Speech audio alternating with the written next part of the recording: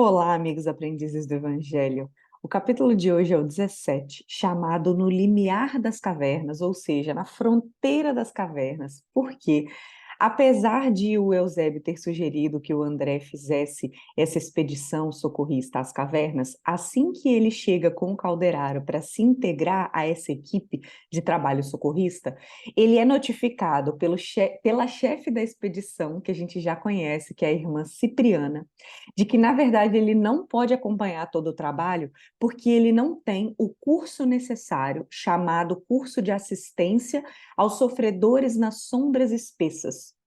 Como ele não tem esse curso preparatório para este tipo de trabalho, ele não poderia, ela como chefe, não poderia permitir que eles acompanhassem, eles, particularmente o André, acompanhasse todo o trabalho a ser realizado. E ela explica: se nos é indispensável obter difíceis realizações preparatórias, a fim de colhermos o benefício das grandes luzes, preparação para coisas elevadas, é também imprescindível a iniciação para ministrarmos esse mesmo benefício nas grandes trevas, mesmo porque nós sabemos, às vezes, da inexperiência demonstrada e da inocência que o André apresenta, por vezes, por exemplo, tentando ações socorristas em momentos inoportunos, sentimentos e pensamentos que fluem em momentos inoportunos, e ali a gente está lidando com uma situação bastante específica. É importante que a gente pense, quanto mais maldade arraigada, quanto maior é o nível de sofrimento e de inferioridade, mais difícil é a assistência e mais preparação é requerida daqueles que estão dispostos a fazer esse trabalho voluntário, vamos dizer assim. Não é possível fazer isso de uma forma irresponsável com uma equipe séria. Só que ela anima ele. No entanto, o nosso irmão não está junto de nós sem problemas substanciais a resolver. Cada situação a que somos conduzidos é portadora de ocultos ensinamentos para o nosso bem. Sempre tem alguma coisa por trás das situações para as quais nós somos atraídos. Então, se o Eusébio foi levado a sugerir essa oportunidade, é que André Luiz tem nesses sítios urgente serviço a prestar. Ela está dizendo, tudo tem uma razão de ser e nós vamos, inclusive, conhecer essa razão de ser em breve, no próximo capítulo. De qualquer forma, ela diz: convido o irmão Calderaro a permanecer junto do André nesse limite das cavernas, porque mesmo ali, como ele é estudioso, ele vai ter um material inesgotável de observação, sem necessidade de enfrentar situações embaraçosas para as quais ainda não está preparado. E ele ficou feliz com isso, com essa resolução, e diz: e no júbilo dos trabalhadores que se regozijam com a oportunidade de aprender incessantemente para o bem, seguimos na direção da zona medonhamente sombria. E aí ele compara o que ele estava vendo com o que ele já tinha conhecido. Ele fala, já divisara tremendos precipícios, já vi chover faísca chamejante do céu, lembra lá da casa transitória de Fabiano mudando de lugar? A gente já acompanhou isso anteriormente. Descobrira inúmeras entidades senhoreadas por estranhas alucinações em câmaras retificadoras, mas ali era uma paisagem diferente. Ele descreve vozes lamentosas, gritaria, junto com gargalhada, xingamentos, e fala que param diante de uma enorme planície pantanosa, onde numerosos grupos de entidades humanas desencarnadas se perdiam de vista em assombrosa desordem, à maneira de milhares de loucos, ou separados uns dos outros, ou em grupos, segundo o tipo de desequilíbrio que lhes era comum. Não me era possível dizer-lhe calcular a extensão do lugar, o nevoeiro era muito denso para isso. Sabe que percorreram alguns quilômetros em plano horizontal, e quando o terreno se inclinou de novo, abrindo perspectivas de outros abismos, a irmã Cipriana e os colegas foram para cumprir a atividade nas cavernas, se despediram e diziam que voltavam em 6 horas. Era o tempo do trabalho que eles iam executar e, portanto, o tempo que o André e o Calderaro tinham para fazer esses estudos nesse local novo para o André. E observando aquela paisagem infernal, ele começa a refletir e propor questionamentos típicos dele, né, e importantes aí, tanto para o aprendizado dele na época, quanto para o nosso aprendizado dos registros que ele iria nos transcrever. E aí ele repara, primeiramente, que tinham determinados grupos que volitavam a uma certa altura, pequena, como bandos de corvos, então davam rasantes neles. Ao mesmo tempo, olhando para o solo, vastos cardumes desventurados jaziam chumbados ao solo, quais aves de asas partidas. E ele começou a perguntar: será que esses míseros nos veem? E o Calderaro diz que sim, alguns sim, mas que não dão importância para a presença deles ali, por eles estarem muito preocupados consigo mesmos. E a gente já viu isso anteriormente no manicômio, e a situação se estende para cá. Diz ele: abrigaram no coração sentimentos rasteiros e vai demorar para que eles se libertem desses sentimentos. Então, eles estão presos demais na própria situação que criaram para si. E ele continua perguntando: toda essa gente, porém, está desamparada? Permanece entregue a si mesma? Até nós que já estudamos até esse livro conseguiríamos responder da mesma forma que o Calderaro, né? Claro que não. Ele diz: funcionam por aqui inúmeros postos de socorro e variadas escolas. Os padecentes e as personalidades torturadas são atendidas de acordo com as possibilidades de aproveitamento que demonstram. De acordo com o tantinho que consegue abrir o coração, já tem ali uma equipe preparada para a devida assistência. Aí ele ressalta, que lindo que ele diz: as regiões inferiores jamais estarão sem enfermeiros e sem mestres, porque uma das alegrias dos céus é a de esvaziar os infernos. Que a gente mantenha isso na mente toda vez que passar pela nossa cabeça qualquer dúvida em relação à assistência da espiritualidade, à assistência divina para conosco. E aí, observando esses bandos de seres voando no ar perto deles, ele lembrou das faculdades de volitação e, pensando em nosso lar, ele ressalta que isso não era comum, porque quem sabia volitar evitava fazer para não ferir aqueles que ainda não conseguiam. E grande parte não tinha essa capacidade desenvolvida. E ali ele estava num ambiente inferior e via aquelas criaturas conseguindo se mover nos ares, apesar de ir voando baixo. E o Calderaro explica: a volitação depende fundamentalmente da força mental armazenada pela inteligência, não necessariamente pelo sentimento amoroso. Importa, contudo, considerar que os voos altíssimos da alma só são possíveis quando, junto com a intelectualidade, está o amor sublime. Então, existem espíritos, diz ele, perversos, só que com vigorosa capacidade evolutiva, apesar de serem obrigados a voos baixos.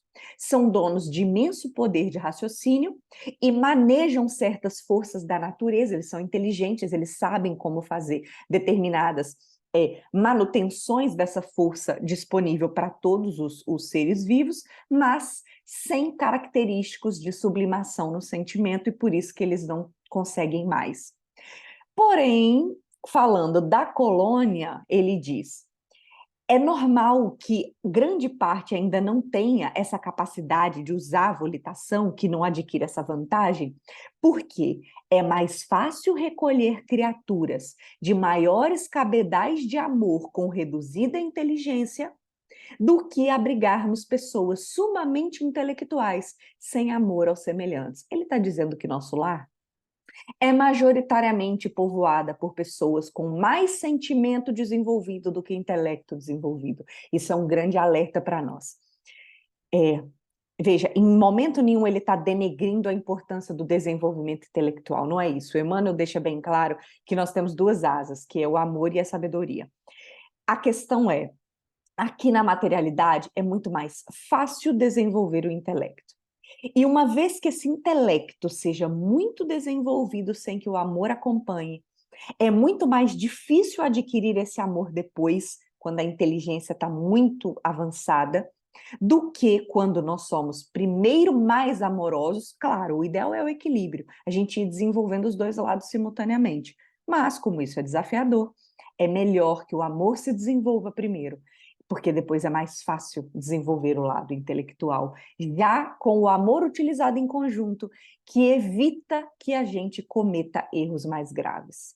E aí, nosso lar, como a maioria recolhida, que aceitou estar ali, que está num processo melhor do que esse pessoal da região inferior, como eles têm dificuldades maiores ainda dessa parte intelectual, eles têm aí um desafio para conseguir aprender a volitar. Mas isso é só uma questão de tempo, é algo mais fácil do que colocar o amor no coração de alguém, que a gente não põe externamente, afinal. Ele pergunta também as necessidades de subsistência, e aí ele fala, não falta nada quanto às exigências essenciais de socorro, da mesma forma que ocorre num hospital na esfera carnal. E aí ele lembra da experiência do capítulo passado para dizer: referindo-nos ao manicômio, eu esclareço agora que a minha intenção ao ir no hospício junto com você foi justamente te preparar para essa excursão de agora. Temos aqui fileiras de loucos que voluntariamente, ou seja, de propósito, por opção, se arredaram das realidades da vida. E quando a gente fala de propósito, é claro que a pessoa não tem consciência o suficiente para projetar o sofrimento que ela está plantando, mas é uma responsabilidade dela, afinal somos seres humanos, espíritos formados e temos o livre-arbítrio. E temos a lei divina em nossa consciência, então todos temos, basicamente, as mesmas oportunidades espiritualmente falando. E ele diz: fixaram a mente nas zonas mais baixas do ser, reforçando o que ele falou antes, e, ignorando o sagrado patrimônio da razão, cometeram faltas graves, contraindo pesados débitos. Você já viu em nossa organização espiritual de vida coletiva, ou seja, em nosso lar, irmãos sofredores convenientemente amparados. Alguns ainda têm perturbações alucinatórias. Outros estão guardados à maneira de múmias perispiríticas em letargia profunda, como que dormindo, aguardando o momento de despertar. Outros estão lá povoando vastas enfermarias para se reerguerem espiritualmente pouco a pouco. Aqui, no entanto, se congregam verdadeiras tribos de criminosos e delinquentes atraídos uns aos outros, de acordo com a natureza dos erros que eles cometeram. Muitos são inteligentes e, intelectualmente falando, esclarecidos. Então, veja que tem um esclarecimento do ponto de vista intelectual só, mas sem réstia de amor que lhes exauce o coração, vão errando de obstáculo a obstáculo, de pesadelo a pesadelo. O choque da desencarnação para eles, que ainda não deixam o auxílio santificante entrar, parece paralisá-los na criação mental que eles mesmos plantaram, a mesma criação que eles estavam antes do momento do desencarne, e no momento desse trânsito do encarnado para o desencarnado, eles não conseguiram se destacar, se desvencilhar desse desequilíbrio. Afinal, eles desencarnaram basicamente sem assistência, eles não dão abertura à assistência de todo o desligamento, então é como se basicamente continuassem na mesma loucura. Retardam-se, diz ele, às vezes anos a fios, obstinando-se nos erros a que se habituaram, e, vigorando impulsos inferiores, mantendo esses impulsos inferiores pela incessante troca de energia uns com os outros, em geral eles passam a viver não só a perturbação própria, como também vivenciar o desequilíbrio dos outros companheiros de infortúnio. Além de vivenciar o próprio sofrimento que ele criou, ainda está ali colado com energias dos outros, então ele vivencia também os sofrimentos daqueles que partilham essa experiência inferior com eles. Diz ele, aqui os avarentos, os homicidas, os cúpidos, os viciados de todos os tipos se agregam numa deplorável situação de cegueira íntima. Já dizia o mestre, né, que veja os que têm olhos para ver, que a gente possa abrir os nossos olhos espirituais enquanto é tempo. Continua ele, prisioneiros de si mesmos, restringem os horizontes mentais, cultivando aquele pretérito que eles deveriam expungir. Ficam presos às situações do passado. Em melhorando, são assistidos por ativas e abnegadas congregações de socorro que funcionam aqui. Autoridades mais graduadas de nossa esfera, atendendo a ordens superiores, improvisam, olha que interessante, determinados tribunais com funções educativas. Então, imagina um tribunal terrestre, como se isso fosse reproduzido lá naquelas regiões inferiores, dando uma sentença para eles e dizendo: cujas sentenças, ressumando amor e sabedoria, terminam sempre em determinações de trabalho regenerador através da reencarnação. É como se eles fossem julgados e a sentença condenatória fosse: vai voltar para a Terra para fazer de novo. E aí diz: ou de tarefas laboriosas no seio da natureza, depende de cada caso, quando há suficiente compreensão e arrependimento dos interessados que feriram a lei, ofendendo a si mesmos, afinal. Desse vastíssimo arsenal de alienação da mente, dessas situações que estamos conhecendo aqui de perto, sai o maior coeficiente, a maior quantidade das reencarnações dolorosas que povoam os círculos carnais. Poucos conseguem aproveitar de verdade a oportunidade terrena no sentido de restaurar as próprias energias. É sempre fácil fugir ao caminho reto, muito difícil, porém, o retorno. Isso é importante para que nós pensemos antes de cometer algum erro, se a gente já tem algum esclarecimento. Dar um pulinho no abismo é fácil, agora subir de novo é desafiador. Sempre teremos apoio, mas é um desafio gigantesco e um tempo gigantesco gasto da nossa evolução espiritual. Nesse momento da conversa, aproximaram-se deles uma ruma de sofredores, uma colmeia de sofredores barulhenta. Descreve o André para a gente: tenebroso agrupamento de irmãos, positivamente loucos, completamente loucos. Falavam a esmo comentando homicídios. Rememoravam com palavras cruéis cenas indescritíveis de dor e perversidade. Isso para que a gente tenha uma noção de que tipo de espírito nós estamos falando, que tipo de consciência. Esclarece o Calderaro para o André. Esses infelizes permanecem presos uns aos outros, em obediência a afinidades quase perfeitas. Eles pensam de uma forma muito parecida, eles vibram de uma forma muito parecida, reforçando mais uma vez a questão da sintonia, a importância da sintonia. E são contidos apenas pelas leis vibratórias que os regem. Então, afinal, eles acabam não podendo sair dali, porque é da lei, de acordo com a sintonia que eles emanam. Se quiseres, porém, podes entrar em relação com a história de alguns deles.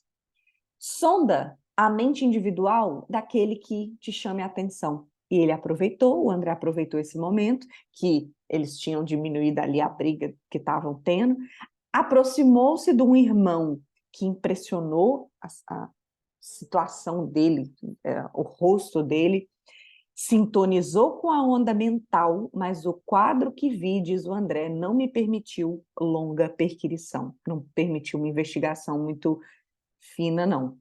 Notei-lhe o motivo que culminara no desvario. Assassinar a esposa em pavorosas circunstâncias. Contudo, o mísero não transpirava arrependimento. Acariciava o desejo de rever a vítima para supliciá-la quantas vezes lhe fosse possível. E o André, abismado, pensa: que tragédia se ocultava ali, naquelas tormentosas lembranças. Tentou pensar nisso, de repente direcionar para o Calderaro um olhar de perquisição, mas nesse momento ele já viu ali, pertinho deles, um pesado grupo de seres monstruosos fazendo um ensurdecedor ruído que passou perto deles e rapidinho ele esqueceu da situação que prendeu a atenção dele, desse assassino. Explica o Calderaro. Esse bando de espíritos miseráveis, falando dos que estavam passando ali agora,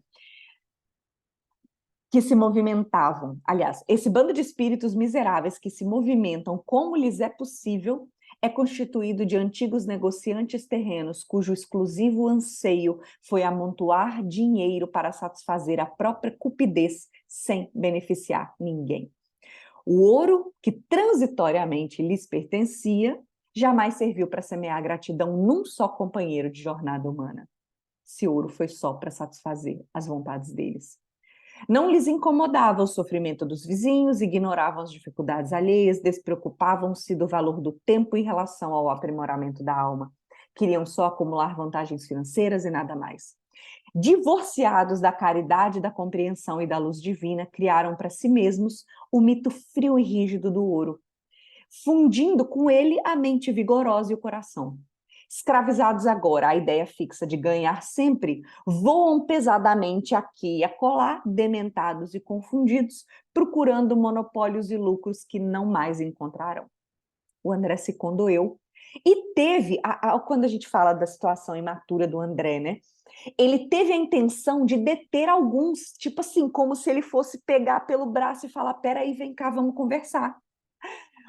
O Calderaro paralisou os braços do André e falou: que fazes? Seria inútil. Impossível é reajustar num momento apenas com palavras tantas mentes em desequilíbrio cruel. Vamos. Você consumiria muitas semanas para conhecer a paisagem de dor que nos estende à frente e nós só temos algumas horas. E continuamos no próximo capítulo com mais revelações desse ambiente sombrio que estamos conhecendo agora. Lembrando, com a principal finalidade de que o nosso despertamento ocorra aqui, que nós possamos, inclusive, ajudar a outros seres para diminuir a população desses lugares de sofrimento. Um abraço e nos vemos na próxima semana.